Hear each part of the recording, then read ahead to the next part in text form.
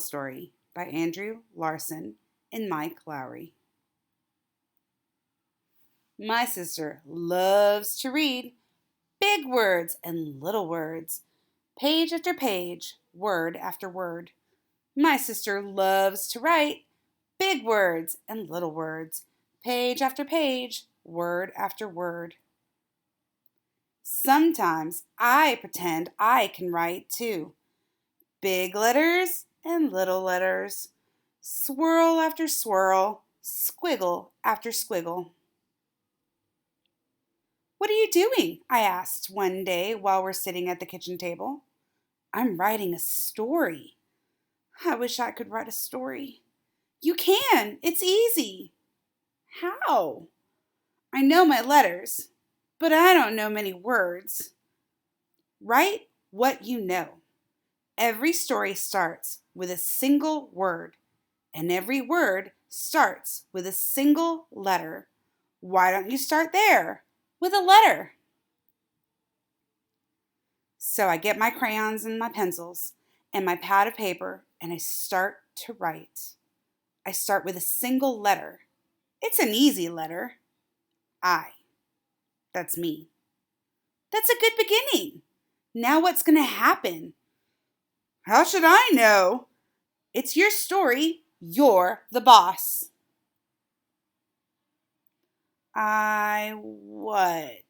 I'm stuck? What happens in my story? I draw a circle. It's a soccer ball. Then I write another letter.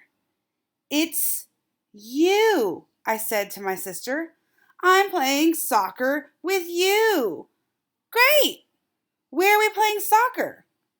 Maybe we're playing soccer on the beach, I suggest. We've never played soccer on the beach. So I do a bunch of dots for the sand on the beach.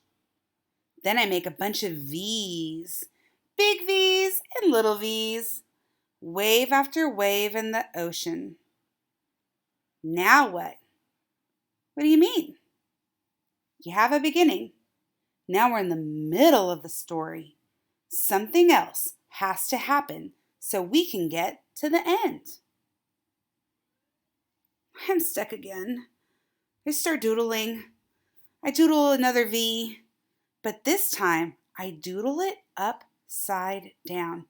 Oh no! It's a shark! It's getting closer and closer. I flip the page to get away from the shark. The next day, I bring my story to school. It's my turn for show and tell. That means I get to sit in Mrs. Singh's chair. Everyone else sits on the carpet, ready to listen. Last night, I started to write a story. It's sort of a squiggly, but here goes. Once upon a time, there was a brother and a sister, and they loved to play soccer. One day, they had an idea. They decided to play soccer on the beach, so they went to the beach and played soccer. Then they noticed something coming toward them in the water. It was a shark! A real, live shark! It was getting closer and closer, and it was getting bigger and bigger. And that's as far as I got. That's wonderful, says Miss Singh. What happens next? What about the shark? What about the brother and the sister? I don't know. I'm stuck. Class, does anyone have an idea? Jake waves his hand in the air. I do. Maybe one of them kicks the ball and hits the shark in the head. Then maybe the shark bites the ball and his head, big, pointy shark teeth. Aaliyah offers another idea. What if the shark's name is Squiggles? What if Squiggles is a vampire shark? What if she invites the brother and sister to ride on her back? And what if they became a vampire family and live forever? Vampires can't swim. Everybody knows that. Of course they can swim. Vampires can do anything. But it's my story. And I don't want vampires in my story. If I was writing a story, I'd have lots of vampires. Then you should write one. But I like yours. That night, after dinner, I sit down beside my sister. Her face is buried in a book. I've been thinking about my story all day, and I still don't know how to end it. Remember, you're the author, she says, without looking up. You can do whatever you want.